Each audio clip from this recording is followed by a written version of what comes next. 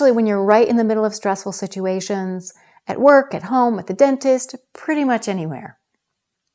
First, we're going to do a quick little experiment to see if you're getting the most benefit that you can from a deep breath.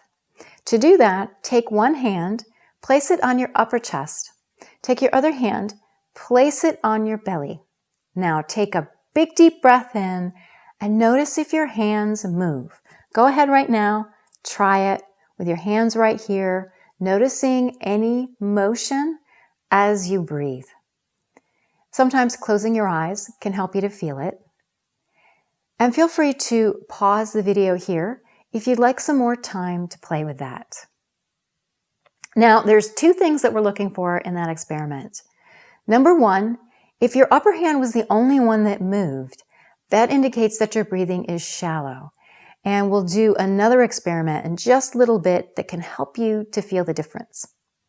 The second thing to notice, if your lower hand did it move outward or inward? Very important.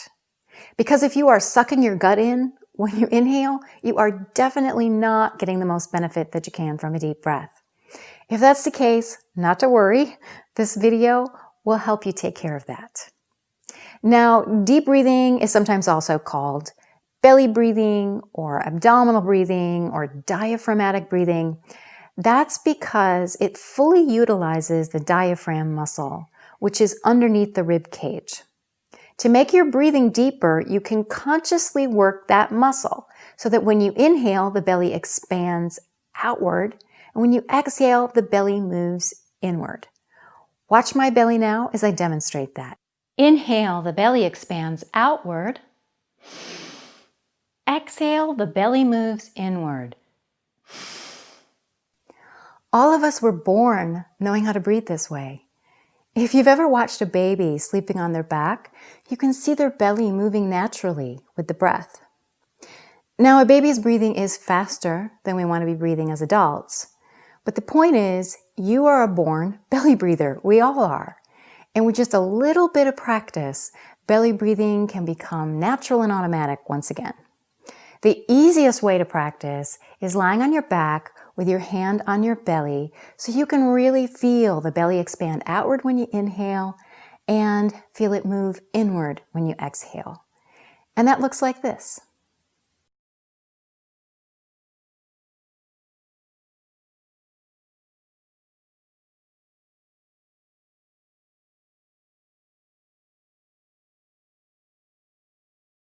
Sometimes people ask, should I breathe in through my nose and out through my mouth, or in and out through my nose?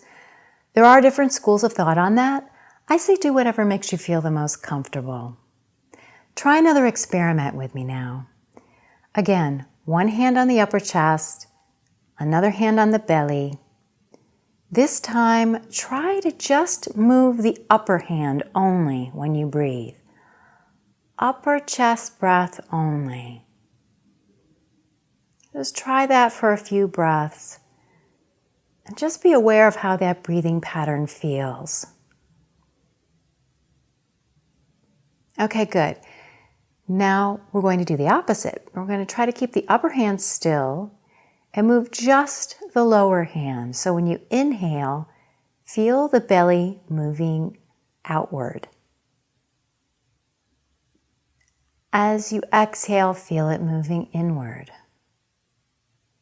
Try that a couple more times and see how that breathing pattern feels.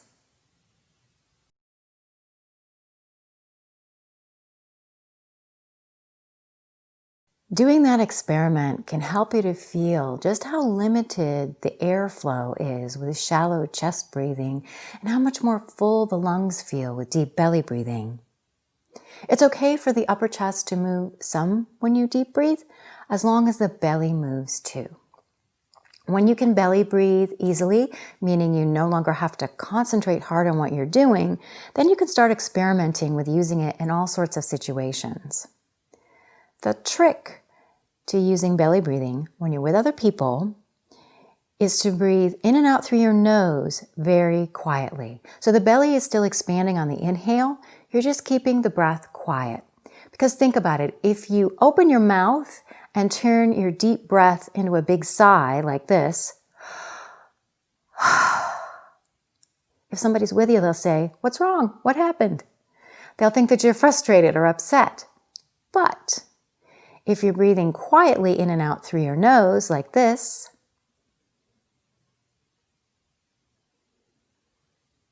no one has to know you're doing it. That's why I call it stealth deep breathing.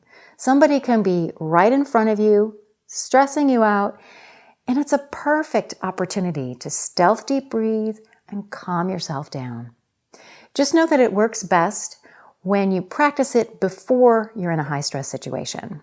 But once you're comfortable with it, you can rely on it whenever you need to.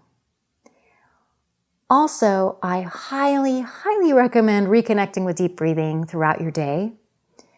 It's a simple thing. It doesn't cost anything. It doesn't even have to take any extra time out of your day because you can do it when you're doing other things.